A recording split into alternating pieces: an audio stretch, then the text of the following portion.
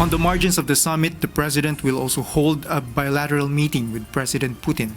Iba yung pagpapatibay ng relasyon ng Pilipinas at Russia. Ito ang sentro ng magiging pulong ni na Pangulong Ferdinand Marcos Jr. at Russian President Vladimir Putin kapag nagkita sila sa Association of Southeast Asian Nations o ASEAN-Russia Commemorative Summit ngayong linggo.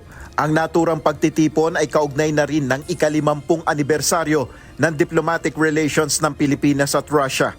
Ayon kay Foreign Affairs spokesperson Dominic Xavier Imperial, kabilang ang seguridad sa pagkain at enerhiya sa tatalakay ng dalawang leader sa sidelines ng event sa June 17 hanggang 18. And they will also discuss, among others, some very important regional international issues that both would consider important for the relationship. And again, I would go back to the impact of the Middle East on energy security and food security. So I think that would be the highlight of this meeting. Ukol sa energy security, maaaring pag-usapan ni na Pangulong Marcos at President Putin ang supply ng langis at ang paggamit ng nuclear energy.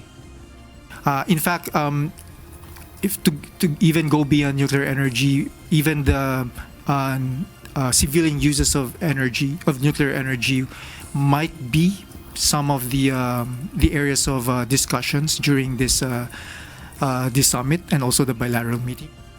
Ayon sa DFA, mahalaga ang pulong na ito ng Pilipinas sa Russia para sa kooperasyon ng law enforcement agencies sa kanilang capacity building at training sa paglaban sa transnational crime at illegal na droga.